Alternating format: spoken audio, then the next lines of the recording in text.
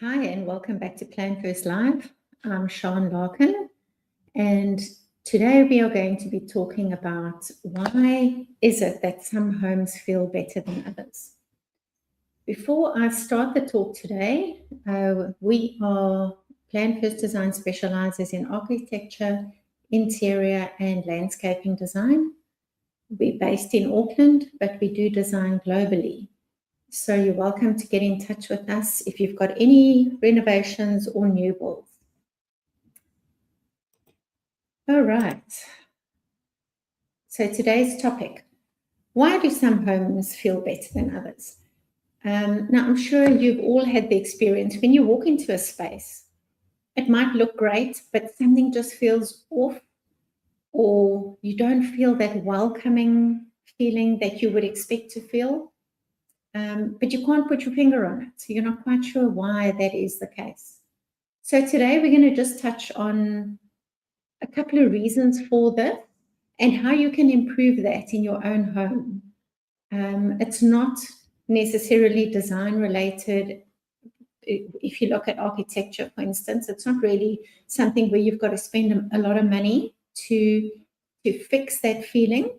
It is more to do with the way the furniture is placed, really simple things that all of us can do in our homes to just give it that more welcoming feel.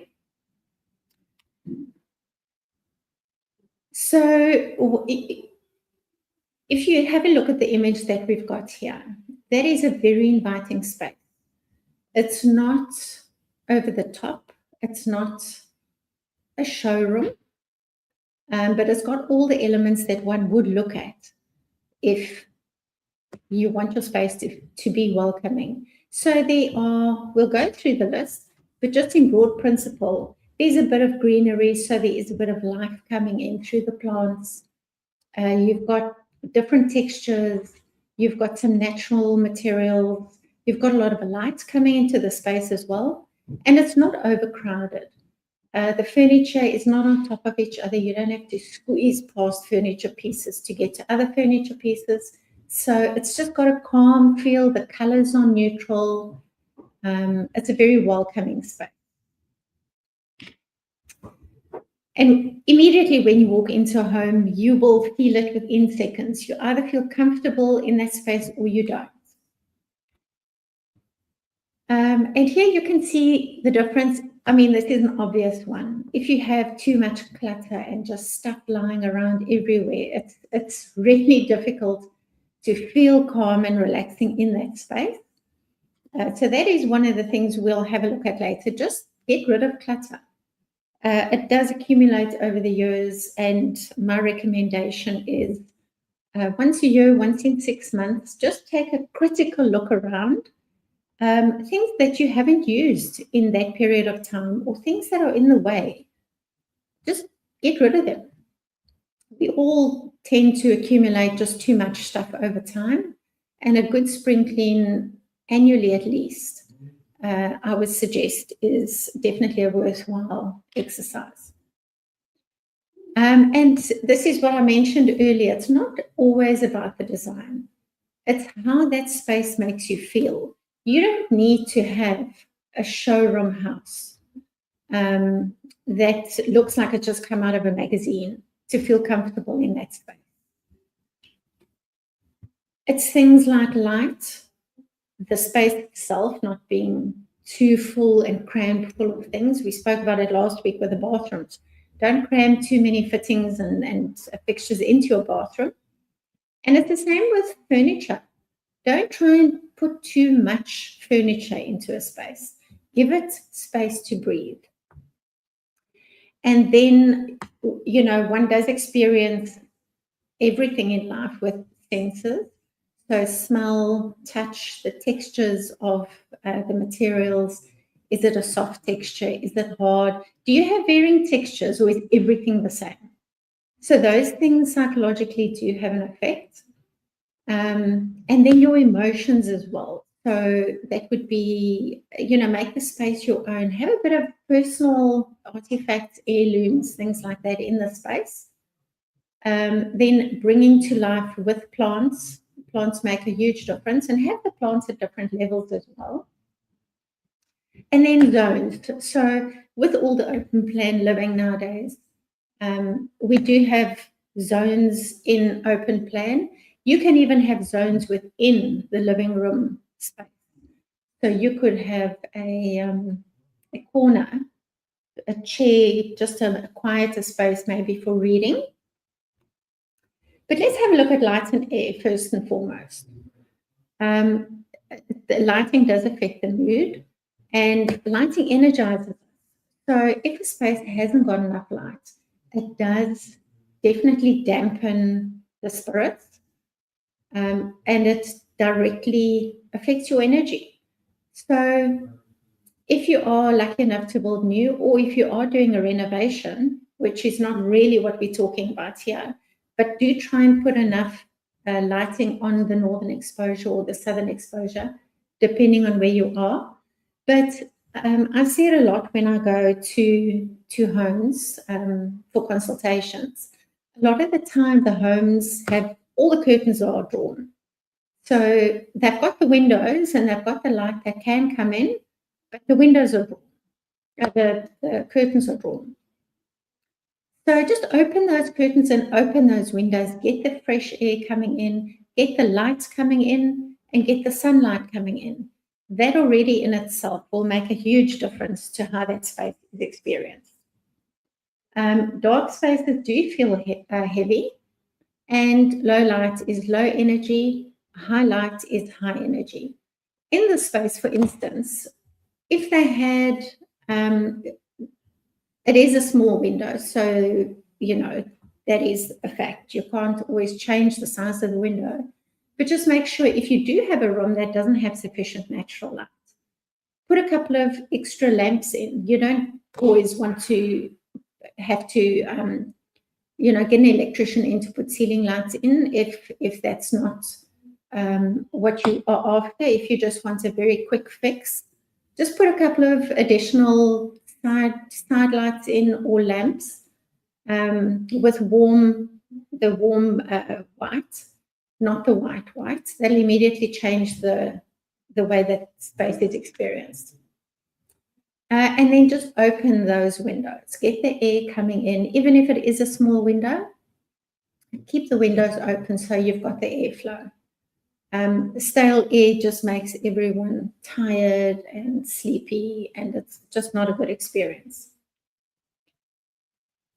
And then use the warm lighting. As I mentioned here in this image, they do have additional lamps which they've switched on, and it does just give you that nice, warm, inviting feel in that space. Secondly is the layout and the flow. Can you easily move around your furniture items? If the answer is no, then you need to get rid of something. Do you really, and I always say, look critically at a space. Do you really need all the furniture pieces that you have got? If you do have, let's say, a couch that is too big for that specific lounge area or living area, consider getting rid of it and consider getting something smaller. It just makes a difference to how you live every day.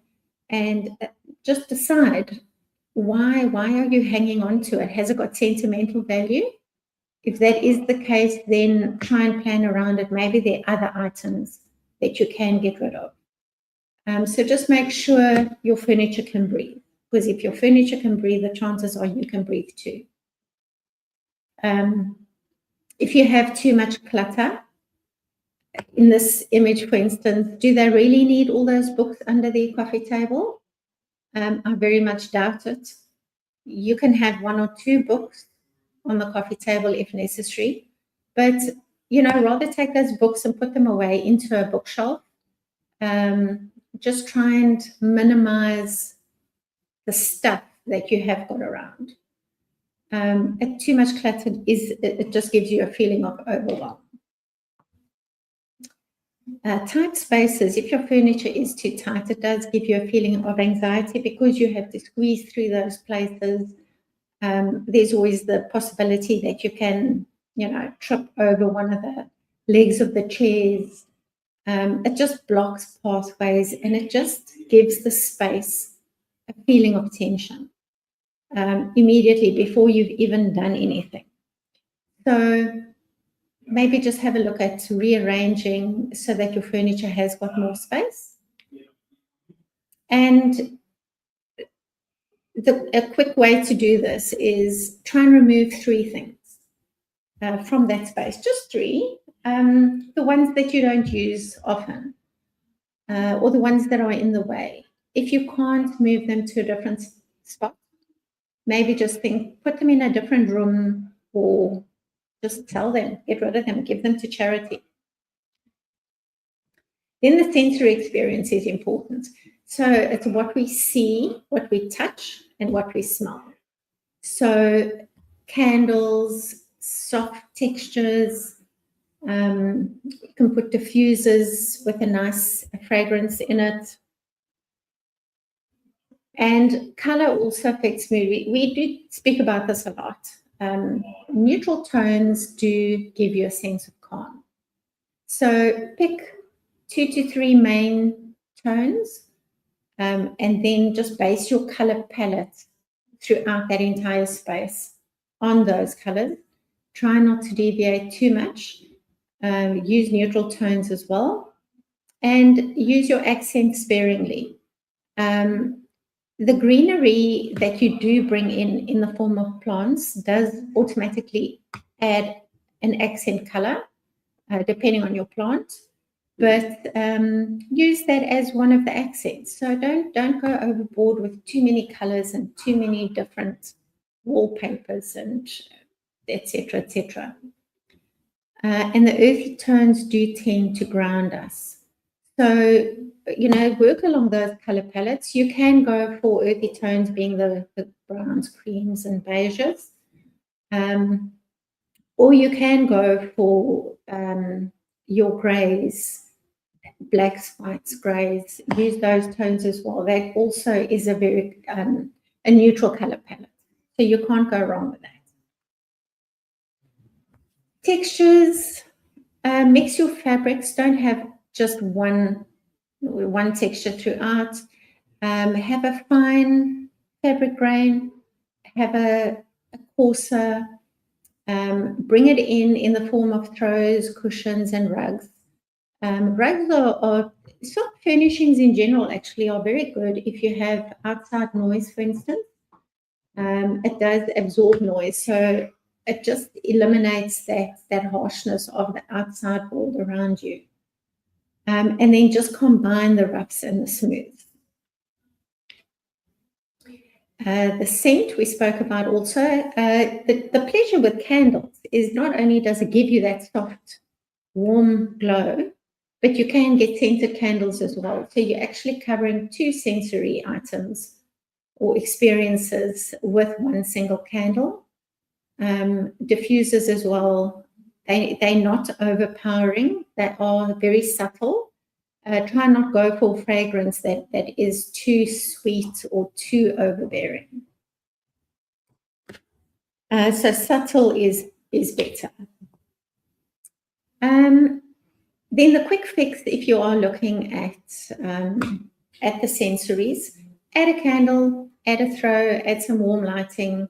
It'll transform your space immediately. Then the emotional connection, we spoke about this a couple of weeks ago. Make the home your own. It's got to reflect those that live there. So have some personal items, have some family heirlooms. You can quite easily mix a modern look with some artifacts.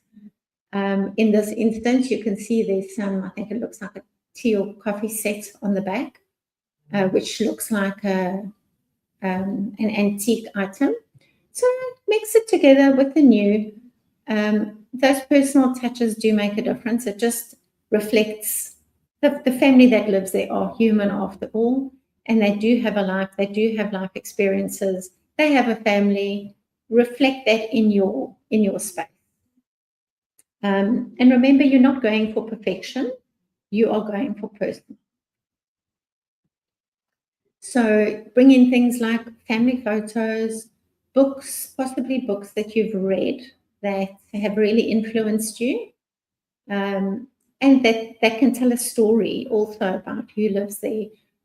Flowers is good as well, to bring some flowers in, but just it's fine to look at a picture on Pinterest and reflect that in your home, but then add the personal touches over and above that, just to personalize it to who you actually are. If you're just going to go for the showroom look, it's going to be beautiful, but is it going to make you feel comfortable and at home? Are your guests going to feel comfortable there? Is it going to have a personality? And is it going to give you that emotional feeling that we look for in life? Then the balance. If a room is too empty, it feels cold. But if it's too full, then it feels cluttered. So it's important to just get the balance between the two. Remember always to have space around your furniture. And we don't need more stuff. We just need the right stuff. So I find often clients will want to redecorate, or they would like to just refresh their space, but they're very reluctant to get rid of what they have. They tend to want to just buy more things to complement what they already have, which is great. But if you already have too much stuff, it doesn't really allow space for more stuff. So again, just critically have a look at what you do have and what you do need and what you're willing to let go of. Then bringing the space to life, you would do that through greenery in the form of plants, and also natural products like timbers. Those natural products do tend to ground the space. So do the plants, actually. And having the plants on different levels it just not only creates visual interest, but different plants need different positions in the house. Some of them want full sun, some of them want shade, some of them don't want to be near the window. So just have a look what you're putting in, even if you haven't got green fingers and you struggle to grow plants, just go for plants that don't need a lot of attention. The snake plant, I think, is a good one for indoors if you don't have those green fingers. And then the natural materials like the wood, the stone, and the linen. Nice contrast here with that very textured mat on the floor. If that mat wasn't there, the room would definitely not have the inviting feel that it does have. The uplighting on the shelves as well, great way to add life to that space. And then divide your space into zones. You can do it, for instance, if you have an armchair and a lamp, great for reading. If you have a clear desk with nothing else on it, it's a great space for a work zone. And, you know, we talk about it all the time, the multifunctional spaces that our homes have become. But you can quite easily have a workspace, somebody working at that workspace and able to concentrate on the tasks that they're busy with, while somebody else is sitting next to them in the armchair reading. So you still have the company of that person, but everybody is doing their own thing. So you can start today. Just start with the easy things. Open those curtains firstly. Open the windows. Let the fresh air in. Clear your space. So get rid of clutter that's lying around. You know, simple things. If you've been reading a magazine and, you know, the magazine 9 times out of 10 ends up on the kitchen counter, if it's still lying there on day 2, throw it away or gift it to somebody that maybe hasn't read that magazine. But just don't leave things lying around all over the place. Adjust your lighting. If you have white light currently in the house, just change the light bulbs. Make it warm white. It'll make such a difference. And then add, even if it's just one personal item. I know some people don't like adding personal items, but just add one. It doesn't have to be hugely personal if that is not the way you like to do things. And then your greenery and your natural elements. So if your home does feel off, you can fix it. Follow the principles that we've had a look at today. These are all very easy fixes, and they are all very budget-friendly fixes. So you don't need to spend thousands of dollars doing a home renovation when you can actually just implement some of these things that we've looked at today. And that's next week's topic. Before we get to that, yes, so you can transform your space quite easily. I'm going to have a look at some of the questions that we've looked at or that have come through. Let me start at the top. And does ceiling height affect how a home feels? Yeah, to an extent, to a large extent, actually. If you have got high ceilings, it adds that beautiful, open, spacious volume, that airy volume. If you do have low ceilings, have a look at your lighting, because with lighting and with your color palette, if your ceiling's very low, try and avoid dark colors. Try and focus on the lighter, brighter colors. And with your lighting, Kim spoke about it a couple of weeks ago.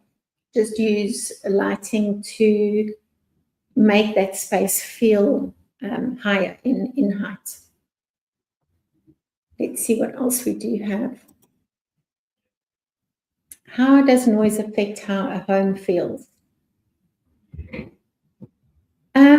Quite a lot. If you don't have, I've experienced this before, if you don't have a lot of soft furnishings, I think we've all been into an empty home where everything just echoes. So even if it's not noise coming in from the outside, it's just the noise of the homeowners. It all echoes and bounces off all the walls. The minute you put soft furnishings in the form of rugs, even couches, cushions, throws, curtains, any fabric, it absorbs a lot of that noise. So it just gives for a much better acoustic experience. So you can, what does improve it as well is background noise. Especially, I mean, we've been talking about opening the windows. It could be that you live in a noisy suburb. That is possible, or in the city. So just have a look where you are located and see what works best for you. But yes, just try and layer it with those soft furnishings. Let's see what else we have. Why do some homes feel stressful even when they're clean?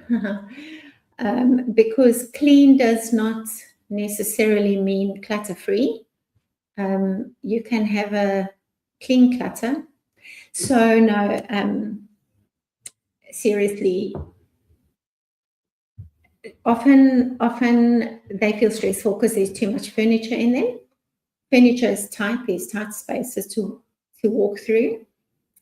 So get rid of some of the furniture and definitely get rid of the clutter. Clutter is definitely something that makes us feel stressful. Let's have a look how much, what else do we have here? Why do some homes feel good during the day but not at night? Because during the day, you've got daylight, natural light. But the minute the sun goes down, if you don't have sufficient or layered artificial light, then you're going to get that gloomy experience. If you just have maybe one ceiling light, that space is going to, it might be great during the day because you might have large floor-to-ceiling windows. So you've got lots of that beautiful light coming in. But at night, when it's dark, it's black. It's just, gloomy. So have a look at your lighting if that is something that is concerning you. Why do some newly decorated homes still feel off? Normally, with the newly decorated homes, they have looked at pictures online and they've replicated that. So there's no personalization. It's a showroom. So just add a couple of those artifacts or personal photographs, books, and that will transform your space immediately. The candles as well. The candles work very well at night if you're looking to make your home feel more warmer. What's the biggest mistake people make when trying to improve their home? I would say, in my experience, that they want to buy more stuff as opposed to getting rid of stuff. So always start before you buy anything. Have a look at what you've got. Decide whether you need all of it. And if you do want to redecorate, you have to get rid of something to replace it. You can't keep everything. So I think that is the biggest mistake, is people are reluctant to get rid of what they've got. They just want to buy more instead of simplifying. Let's have a look. We might have time for one or two more. I think this kind of covers the same point. Can too much decoration make a home feel worse? Absolutely. Especially if your furnishings, your decorations don't match. Then immediately you get that disjointed feel. Work with that color palette. When we spoke about mood boards, stick to that color palette. Don't veer off it, because you've made that mood board for a reason. So use it, and use it for what it's intended to do. Okay, maybe one more. Oh, this is a good question. Why do hotel rooms often feel better than our own homes? And the reason for that is because they're very intentionally designed. They are simplistic. They don't have too much stuff, but everything's intentional. Their lighting has been designed by a lighting designer 9 times out of 10. So everything's got its place. And when you walk into a hotel room, normally everything is curated to match and to give you that feeling of luxury. So you can absolutely reflect that in your own space as well. Maybe one more. Can a small home still feel spacious and calm? Absolutely, it can. Just work with the space that you've got. If it is small, remember light colors, lighting. You can use mirrors strategically placed to make it feel bigger. Also, don't cram too much furniture in. I can't harp on that enough. So just decorate it so that the furniture suits the space that it's in. And I think that is all we have time for today. Let me just check if there are any more that I haven't looked at. No, I think that's about it for today. So our topic for next week, we're going to have a look at the indoor-outdoor living trends, and really just merging and marrying those two spaces so that it feels like one space instead of two. And then we will be transitioning. I know we talk a lot about academic stuff and the theory of design, but we will start focusing more on before and afters. And also we'll be taking existing designs and transforming them. Some of them will be real case studies that have actually been transformed. And then we'll actually start putting some of the theory into practice. And just showing you, and we'll refer back to certain of the topics that we have had, just to show you actually examples of what we talk about every week on this live channel. So I hope to see you all next week. Again, our details are on the screen, so feel free to reach out, even if it's just advice that you need. We are honestly a phone call away. Drop us an email anytime, and we'll see you all again next week. Thanks for joining us.